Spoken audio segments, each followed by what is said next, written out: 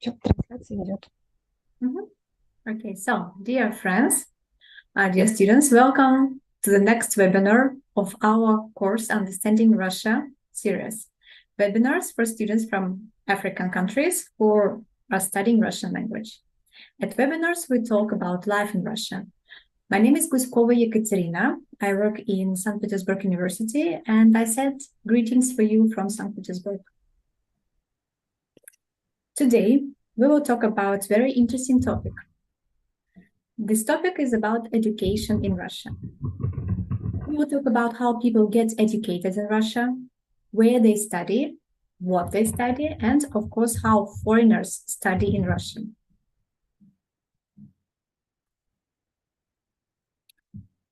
So the Constitution of the Russian Federation says that every citizen of Russia can receive free education at school, kindergarten, and university. But you can study for free at university only if you pass the exams well and you pass the competition. Every family must send their child to school. If a child doesn't go to school, this means that the family is breaking the law. Russian education consists of two large levels. One is a general education, and you can see it on the slides, and professional one. Nowadays, it is often said that general education is school and preschool. That's kindergarten, of course, and school. But we need to know that general education is about 9 years of school.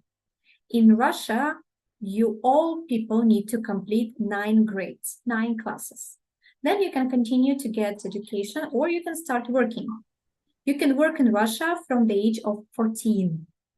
But the majority of Russian people, they after the 9th grade from school, they continue to study at school and they receive a professional education. There are 11 classes in Russian school. School children who want to receive higher education, they go to the 10th and the 11th grade. For example, after this, they can pass exams and go to university. If a student wants to get a profession, he or she goes to college. In college, you can get a profession, like such kind of professions as worker, builder, hairdresser, kindergarten teacher, and so on. Kindergarten in Russia is a very important part of education system, we should say. Kindergarten is optional, but there are the children, but their children usually get prepared, get ready for the school. That's why it's not well if kids don't go to the kindergarten. In kindergarten, children play and walk in the fresh air. They have different activities such as music and dancing, sports, what else? Drawings, of course, singing. Children learn to read and write in the kindergarten. A regular state, we can say regular state kindergarten is open all day. Because it helps parents to go to work. In kindergarten, children eat 3 times a day and sleep in the middle of the day. So I'm really jealous for these kids. This program was developed by specialists back in the USSR period. There are both public and private kindergartens in Russia.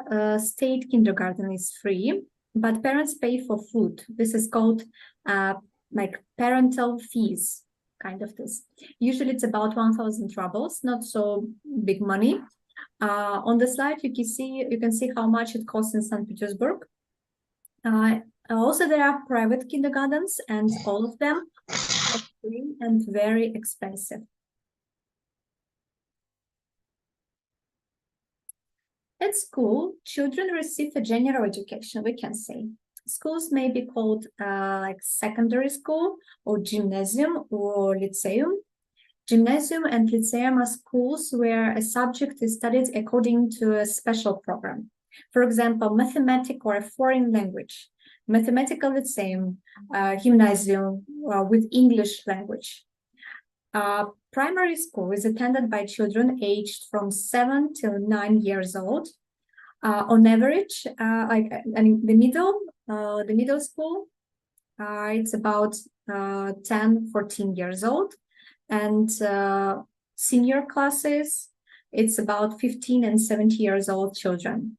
In Russia, usually all classes are usually located in one building.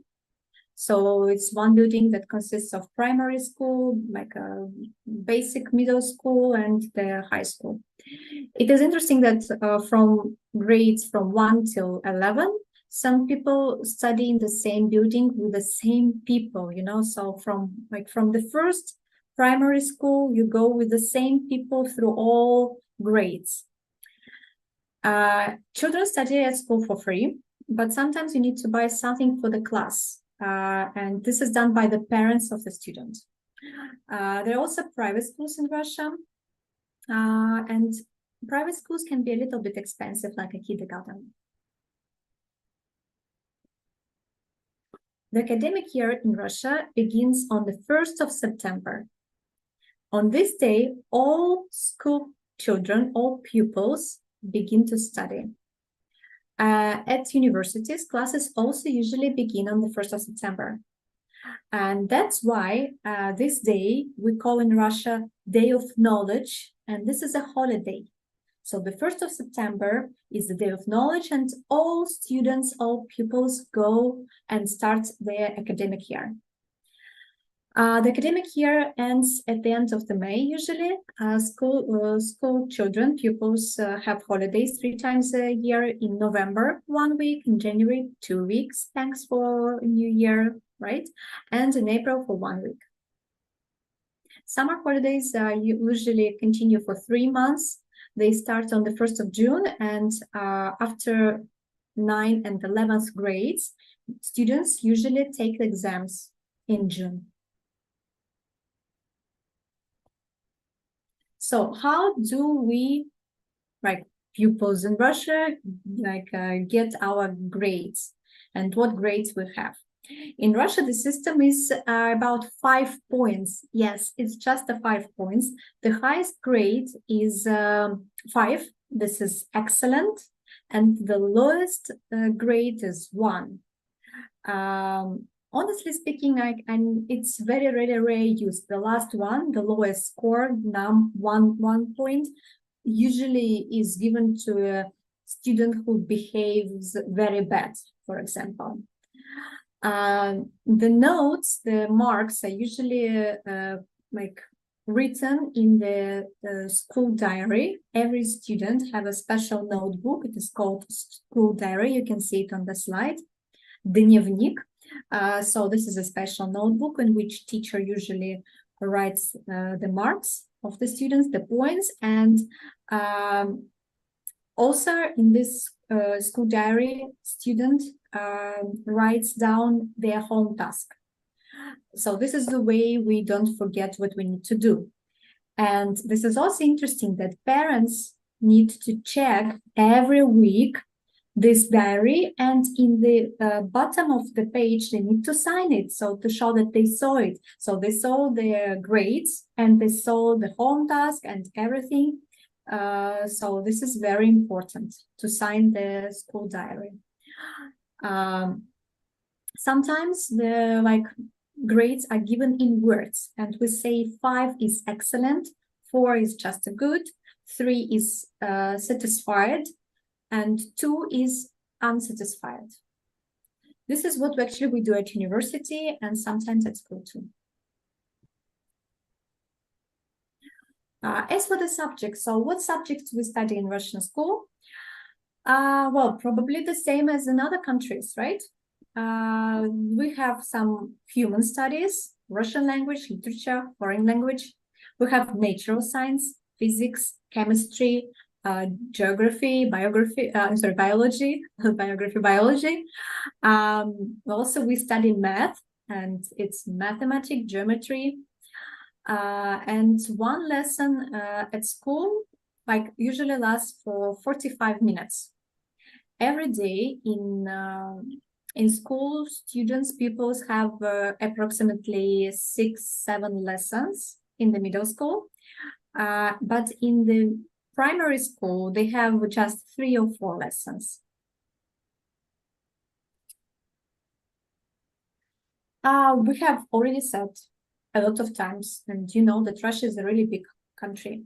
The official language in Russia is Russian language, and everyone, of course, speaks it.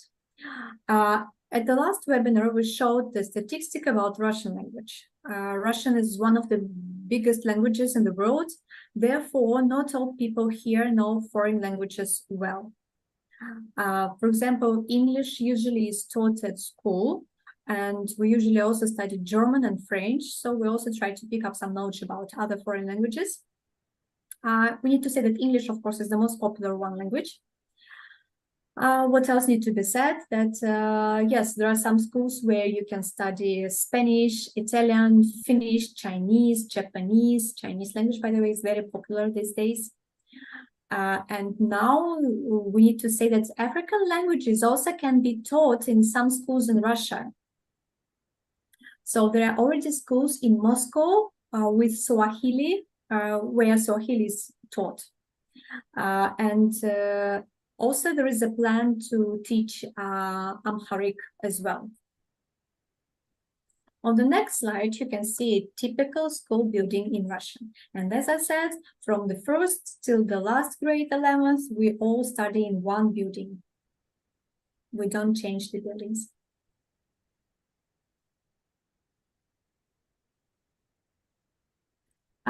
Let's talk about exams in school. So what do we need to, like, what exams we need to take? Well, in Russia, pupils take exams twice, after 9th grade and after 11th grade.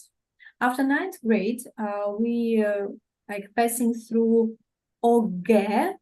OGE, this is the way it is pronounced in Russia, please. OGE. And this is abbreviation of the main state exam. We have already said that in Russia you need to complete 9 grades, it's obligatory. If a student passes the OGE, he has successfully completed basic general education. What subjects need to be taken? This is 4 subjects. Like the required one is, of course, Russian language and math. And 2 more items need to be chosen. Students who successfully pass the exam receive a certificate, a document in which grades for exam and the school course are written. After 9th grade, you can enter 10th grade, so you can continue school education and so continue your studying at school. This is done by students who plan to study at university. So if you're going after the school to study at university, you'd better to continue the 10th and 11th year of studying at your school. Or you can also, after 9th grade, you can go to college and get just a profession like a hairdresser, nurse, and so on. The second time we pass through exam on 11th grade during the 11th year of studying in school, and this exam is called EGE. I'm pronouncing it like in Russian one, EGE, and this is of course again abbreviation. It's kind of unified state exam. The results of this exam is really important for entering university. Yes, especially, and we need to pass it in the spring. We need to get ready very well because really these points are important to be if you want to become a student at university. What subjects need to be taken? There is a required one, Russian language, and again math. Other subjects you can choose, and you need to check which exams, which subjects are needed to enter university and profession, like department you have chosen. So every university, every department has some requirements of the subjects they expecting the student to pass. Usually, you need to add one or two items. If a student successfully passes this exam, here again also receives a certificate and can go with the certificate to university. For example, I finished philological department, and when I was entering university, I needed to pass Russian language exam, Russian literature, math, and English language. So my two extra subjects for philological department were English language and Russian literature. Now, at the end of May, school usually celebrates, we call it last bell, последний звонок. This is a holiday.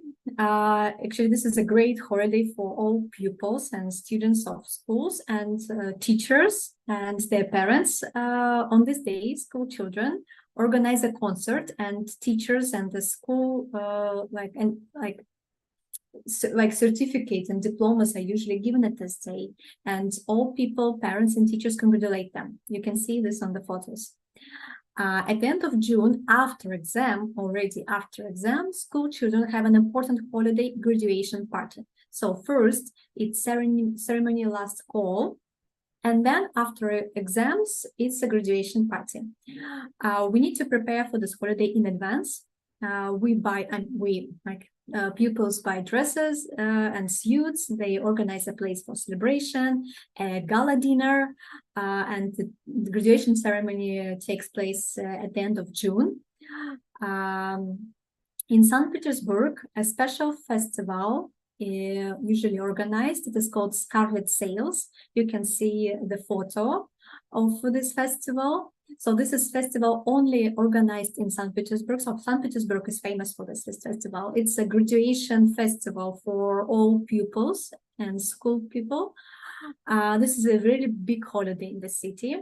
Only 11th grade students who graduated from school received the tickets. So if you're a pupil that finished 11th grade at school, then you can receive the ticket and go to see these Scarlet Sails.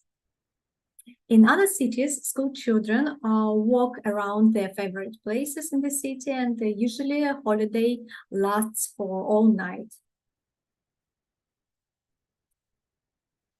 As we have already said, after ninth grade, you can get a profession. This can be done at a technical school or a college. There are also specialties. For example, you can get a diploma of working specialist, various services, hairdresser, medicine nurse, making programs, etc. Like they are paid, and like you can find schools and college free, and the one that you need paid for. A course of school subjects, it is also taught here, but it's less than at school. So it still has the school program, but less than in school, and more focused about some special professional skills. And yeah, also you can, after finishing college, you can also go to university. Higher education in Russia, well, we call it so VUZ. VUZ is a special abbreviation for higher education, like departments of higher education in Russia. What types of structures we have? It's university, it's academy, it's institute, and it's conservatory. What is the difference between types of universities? We need to say that a university is a large structure. It has many specialties and many departments and faculties. A university may have several institutes. The academy is one specialization, but you can get different professions. For example, a law academy, a military academy. The institute has only one specialization, and there are different departments. But at an institute, you can get more practical knowledge than at a university or academy. So university is more about the science. Russia has the European system of higher education. That means that I think you're all familiar with it. This means that we have bachelor degree, we have master degree. Bachelor degree is 4 years studying, master degree is 2 years studying. But there is only some special forms of education, higher education in Russia. For example, it's like specialty, специальность. For a specialist program, we need to spend 5 years. For example, I don't have any special bachelor degree or master degree. I finished 5 years of study and I have a diploma of the specialist of Russian language and literature. Specialty is our very traditional system. It was started during the Soviet times. So specialist programs include bachelor and master degrees. That's why, for example, I with a specialist diploma, I am regarded as a master degree person. But actually, there is a problem. It is difficult to confirm a diploma in another country. For example, when I was working abroad and I showed my diploma, no one really understood what if I'm master or just bachelor. I was every time explaining that this is a 5 years system and it's regarded as the same as the equal to master degree. After master's and specialist degree, you can study and like finish PhD studies, so you can continue postgraduate studies. And so students who pass the unified state exams at school with very good results, they can study for free. So how classes at university are organized? We have already said that at school lessons last for 45 minutes, right? We have already said that school lessons, this school lesson, 45 minutes we call academical hour. So 45 minutes is 1 academical hour. At school, lesson is 1 academical hour. At university, class is about 2 academical hours. That's why it's about 90 minutes. And because it's a 2 academical hours, we call 1 class at university para. Para, like a pair of 2 academical classes. So again, pronunciation would be para. So if you say I have para, that means you have like 90 minutes class at university. Students have lectures and seminars. Lectures are activities where the teacher speaks and students usually listen and take notes. A seminar is a class where students and teachers are supposed to have some kind of discussion about the topic. Students prepare for the seminar in advance. This is very important. So you can't just come for the seminar and relax. You need to get ready to participate in the conversation. For example, beforehand, you need to read some scientific literature. At the seminar, all students answer the teacher's questions and discuss some problem. There can be 100 people during the lecture, but at the seminar, there are usually about 20 students. Students have a lot of homework and like independent work, we can say. Each student does homework individually. You can't watch what others doing and what other students writing in another notebook. So there is usually no group homework in Russia. It's very rare used like to be asked like to work in groups and to prepare the projects. Usually it's about individual work. The academic year in Russia begins on the 1st of September. I already told you this is a very important and funny holiday in Russia, the Day of Knowledge, and usually it ends on the 30th of June. Students take exams twice a year. Examination session, we call it in Russian sessia. I'm pronouncing it in Russian sessia, twice a year in January and in June. Students have vacations twice a year after the session. So winter holidays at the end of January until February, it's about 2 weeks. And summer holidays from 1st of July until the last day of August. And there is a note saying among students I would read for you, it is written on the slide, I will read in Russian for you and I would translate. So, от сессии до сессии живут студенты весело. That means from one session to another session, students live happily.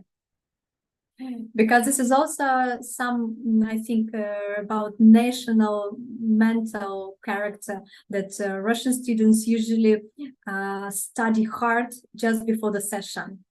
So once there is no session, they're relaxed, they go to the lectures, they can sleep, they can study, but in their own rhythm. But when it is session, it's a really we can say sleepless nights.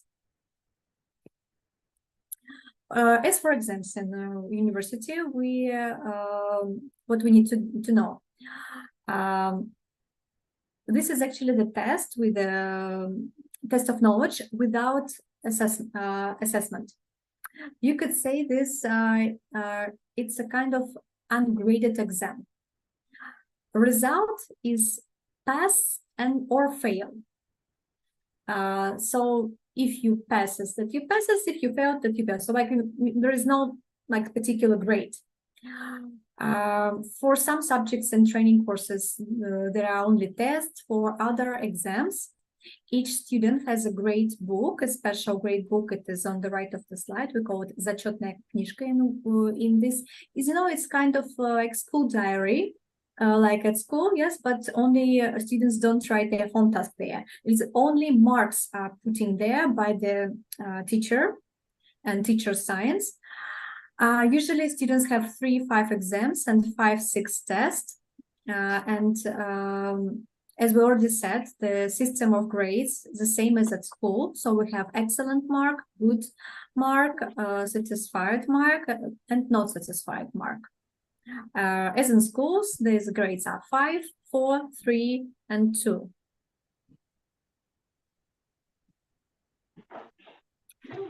In Russia, very popular format of exams is an oral exam.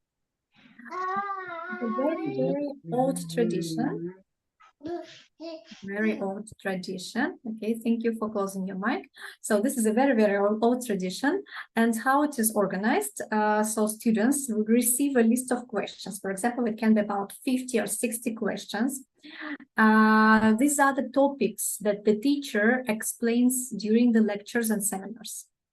Students prepare answers for these questions and they come to the exam and they get a ticket. The ticket usually contains of 2 questions, sometimes 3 questions from this list that they prepared. A student sits at the table and gets ready and then tells the teacher the answer. The teacher may ask more questions on this topic, and actually my professors, my teachers usually ask me some extra questions from really different topic. So for example, you prepare one particular topic, but during discussion, during the talk with teacher, sometimes it can be asked something else. What else students do during their studying? Of course, they write some scientific papers. It's important to know 3 types of such work. The simple ones is abstract, or we call it in Russian tradition referat. So what we need to write in the referat, we get a topic from a teacher and we just find some scientific literature on this topic and select information of this topic. And this abstract has a strict structure and must be written in a very specific science language. Students write also essays to learn how to search and read scientific literature and write scientific texts. The abstract, the referat, usually about 10-20 pages. Abstracts are also written in the school, but they're more simple. Every year, students write coursework, so the coursework is a kind of an essay or research paper, we can say. In senior year, this is already scientific research year. So even during the first year of studying at university, you're already kind of like scientist. Coursework is approximately 25-35 pages, and in the final year of studying, you need to write thesis. Often we just say diploma. So if you say I'm writing the diploma, means I'm writing the thesis. A diploma is a lot of research. It has a really seriously theoretical part and the practical experiment. The diploma is usually about 60-70 pages. What else you need to know about the session? Well, before exams, students usually have a test session, which, what is it? And so this is a test of knowledge without assessment. I'm sorry, it's, I guess, 1 second. Coursework diploma. Yeah. Yes, sorry. Yes. I'm sorry. Let's start from the beginning. So what kind of work do students write? So a coursework, diploma, or dissertation must be written and defended. This is a very serious procedure, defending the course paper and the thesis. You need to write the text of the work, send it to your supervisor and other teachers. Therefore, you need to prepare a presentation and answer questions. Then you receive a grade for your work. What do you need to know about academic career in Russia? Russia has its own system of academic degrees. This is a candidate of science, kandidat nauk, that is a PhD, and the doctor of science, we call it doctor nauk. A candidate of science is a kind of analogy to PhD. And we need to say that like doctor nauk is the highest degree. A candidate of science can receive the title of associate professor and work at the university as an assistant professor. A doctor of science can receive the title of professor and work at university as a professor. This means that they give lectures and do scientific work. Assistant and senior teachers may not have an academic degree. They usually teach practical courses and also engage in scientific research.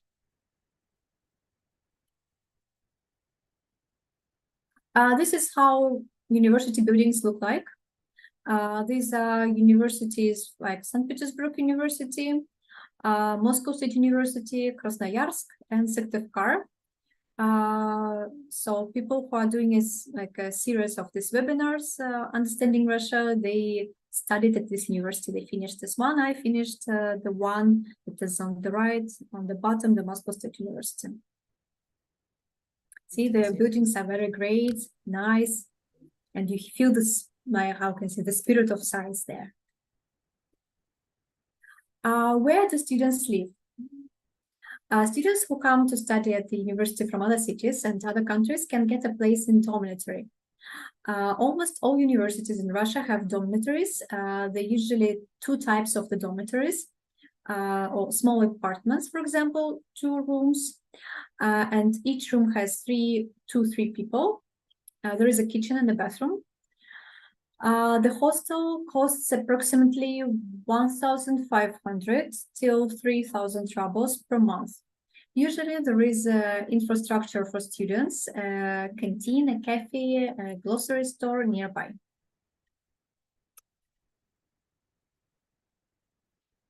The state is trying to help students. Of course, like the government is trying to help students as much as possible. Firstly, students pay less for transport. They have special discounts. They buy special tickets. They also have discounts to the museums, sometimes in theaters and cinemas. I remember first time I came to St. Petersburg as a student, I think I didn't pay for any museum here. It was, I think, almost for free for me. It was really nice.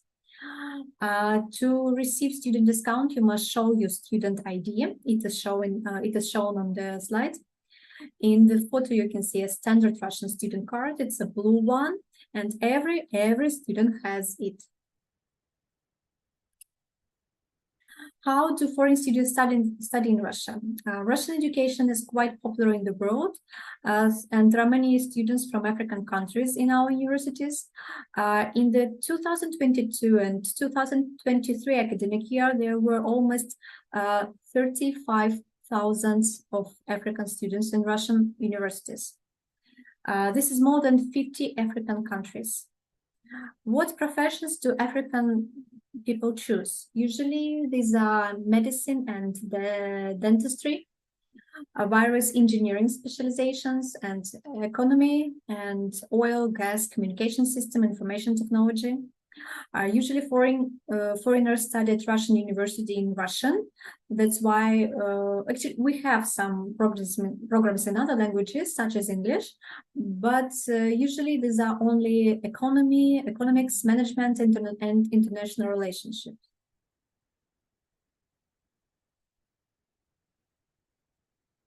So where you can learn Russian language, so and be able to study in Russian language in Russia.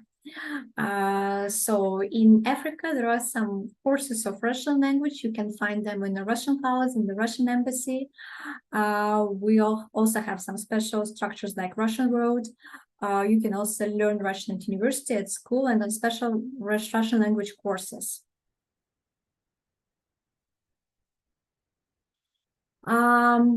Also, there are some scholarships to study from some universities, like the very big one universities have the scholarship. For example, St. Petersburg University has this kind of scholarship for the students, and you can get information about this from the website.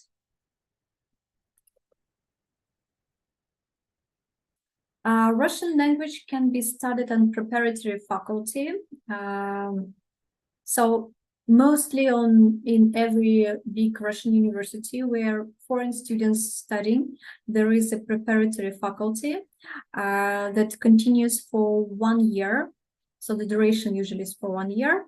This is a really big program, very, very big course, we can say. It's almost 900 Russian language classes hours.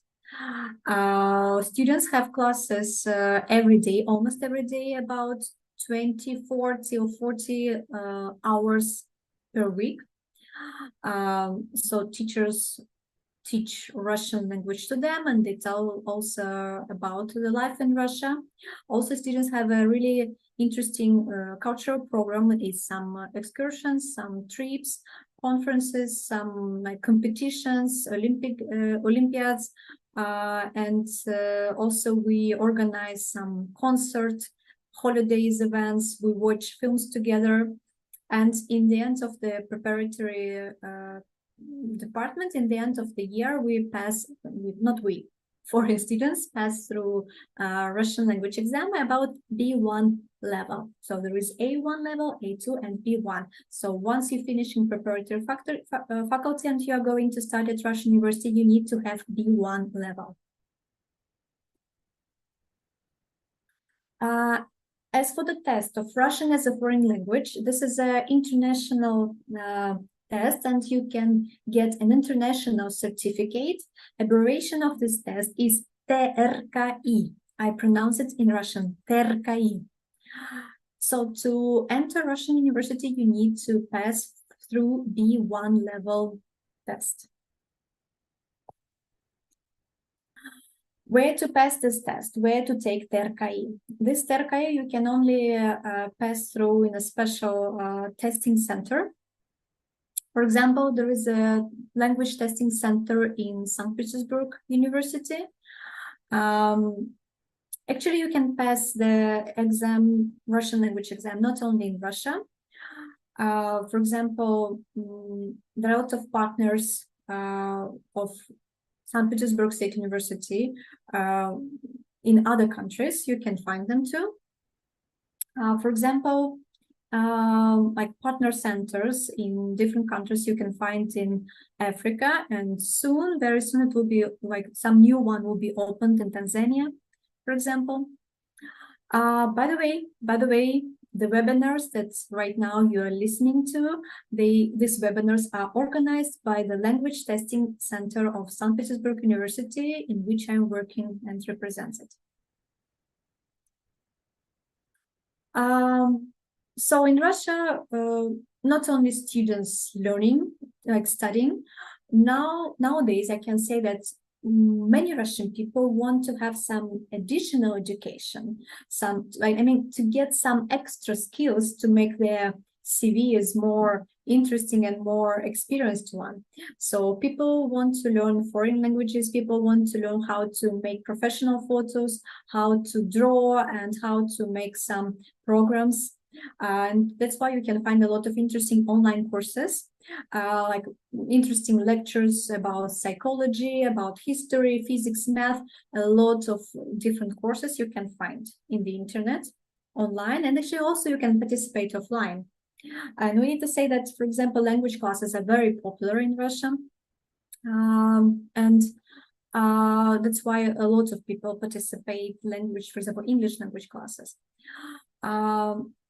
Some of the people trying to get the second higher education, but there is one particular rule: you can't get second higher education for free.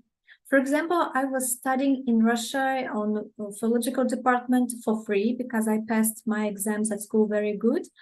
But if I want right now to get another education, I will definitely need to pay for this.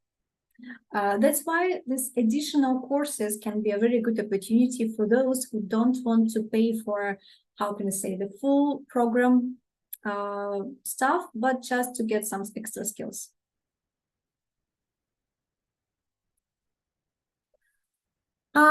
So this is about all for today. We talked about a lot of stuff. We talked about how Russian people get education, where Russian people get education. Now you know where and how you can study Russian language, and you can actually take the TRK exam at our testing center. Like you will always be welcome.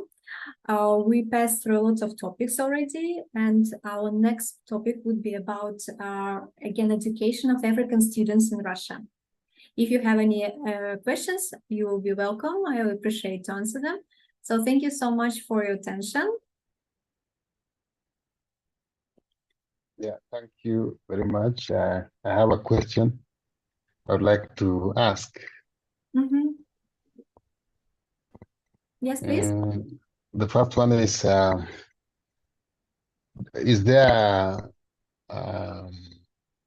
a Russian course, for example, that can be taught entirely in a webinar like this? Do we have a course that can be taught 100% on a webinar? Is there any Russian language course? You're asking this question? Not language course. I'm asking something like, let's say, literature, programming, or even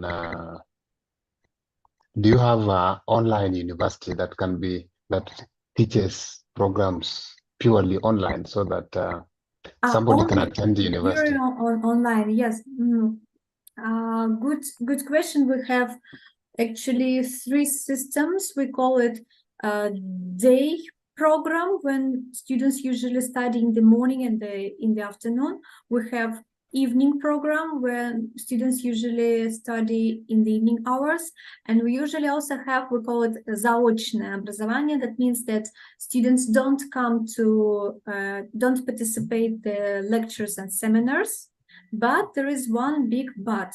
Like when you are just studying yourself without participating the classes offline, in the end of the semester, you need to come to university and pass through all examinations. You need to pass exams, you need to answer the questions, you need to have these oral exams, and usually it's really hard to do it by yourself, because if you don't participate lectures, if you don't know the teacher face-to-face, it's sometimes really difficult to do it.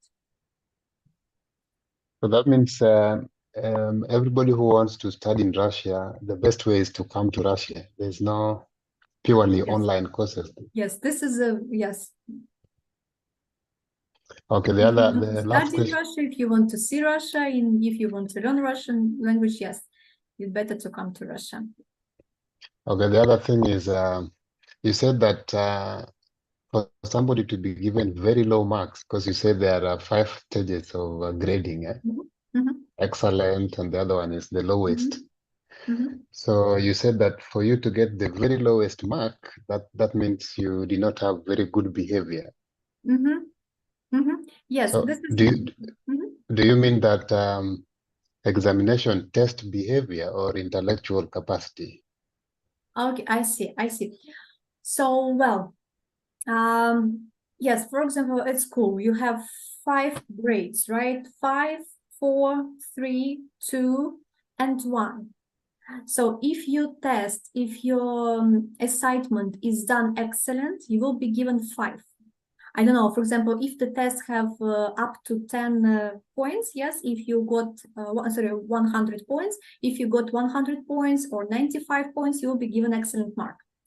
If you good but not good enough, you will have 4, and 3 is like less than good. And if it is bad written, if the test is done as very bad, you will get 2, right? The mark 1 score exists in Russia, but technically it never used by teachers, never used. And it is only used, for example, the kids in the middle school will behave very bad. They were shouting, they were playing like mobile phones, and the teacher becomes angry about this. So he put in the direct 1, right? Like as a mark for behavior. So because technically 1 point never given for the test. Yeah, and last question for me is, you see, in psychology, we know that people have different personalities. So some students are good, they will always pass exams, and some people have other personalities that are not necessarily good in exam, but they could also be creative, they could also be able to do things on their with their hands and so on. But examination is basically standardized, right? So Yes, that a personality that is good in class and a personality that is good outside the class are given the same test. yeah. The question is, what is the role of summative assessment or examination in curriculum access? Would you say it is discriminatory, for example? Okay, I see. Well, if we talk about individual approach, then we need to say that unfortunately individual approach is not so like widespread and used everywhere in Russian schools and Russian universities. Like if the teacher is very professional one, he or she would definitely use this individual approach.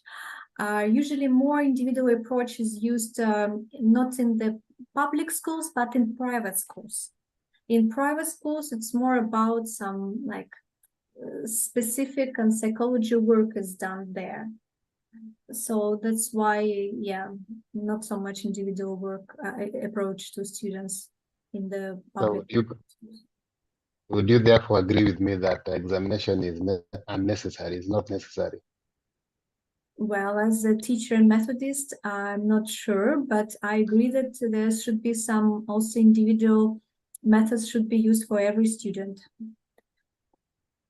So Thank you for your time. thank you too. So let me check.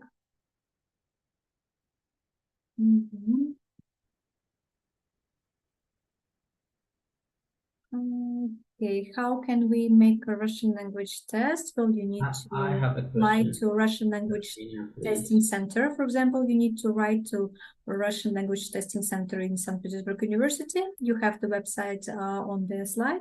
So you write and say, I want to pass B1 test or A2 test. Yes, this is the way how you can go through this. Yes, Ezra, please. Yeah, sorry. Okay, yeah, that's really fascinating presentation, to be honest. And I'm really glad you come up with this title today, because you will answer a question that I've been asking like for so many years. Okay, because I've been in my country, I've been hearing about the it's like in 1970s and 60s, there was a government in our country that that was ruling this country, and they copied everything from the Soviet Union. And among the things that they just copied is like the education system of the Soviet Union, and I heard like they just did a very good job when it comes to addressing this education around the country, in our country. Okay, so my question is like, what are the how do how the people like perceive the current the people in the current Russia, how do you guys perceive the Soviet Union education system? Are you guys copied everything from the Soviet Union and then you used it now, or you guys just make some changes? And yeah, that's my first question. I see. Thank you, Ezra, for this question. Well, I understand it. When we talk about like previous generations, like generation of my grandparents and parents, they regard the Soviet system as the best system. You know, they of course think that all changes, but I think it's about like it's a common thing about all world that parents and grandparents think that in past it was better than now, right? In present. Yeah. So the same is about my grandparents and parents in general here in Russia.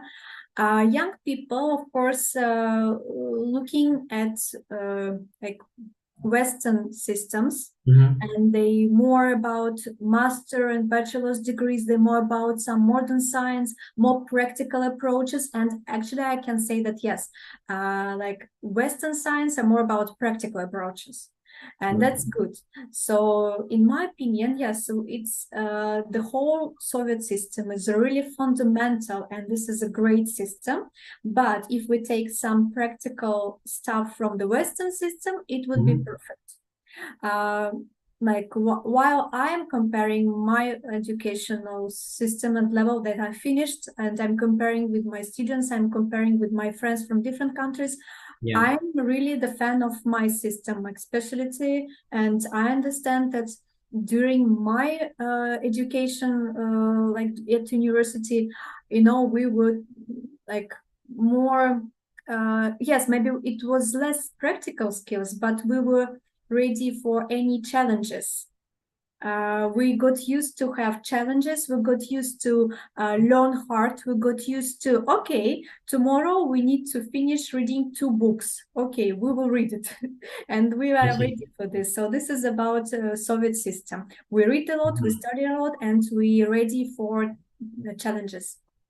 Oh yeah, because I thought it might have some because it might be there might be some relation with the current situation, especially when it comes to mathematics and programming, because you said you're from St. Petersburg State University, right?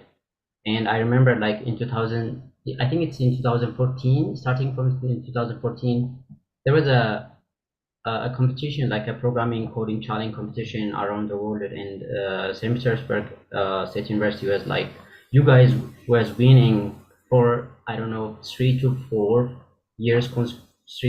consecutive years of these coding challenges. And I always ask like, how did they just be so good at programming? Because my background is coding, but my background is physics, but now I just switched to web designing, and I always follow these kind of things. And you guys are really good at programming, and I wonder what exactly is the reason when it comes to, especially with this kind of streams.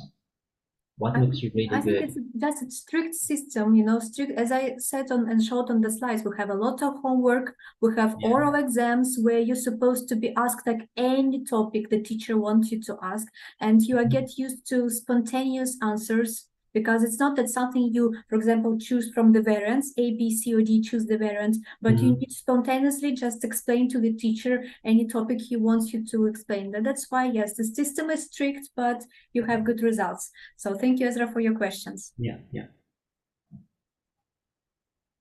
So this is about all. Thank you so much for discussion. Have a nice evening. Yeah. До свидания. Большое спасибо. Thank you. Good night. До свидания. До свидания. До свидания. Спасибо. До свидания.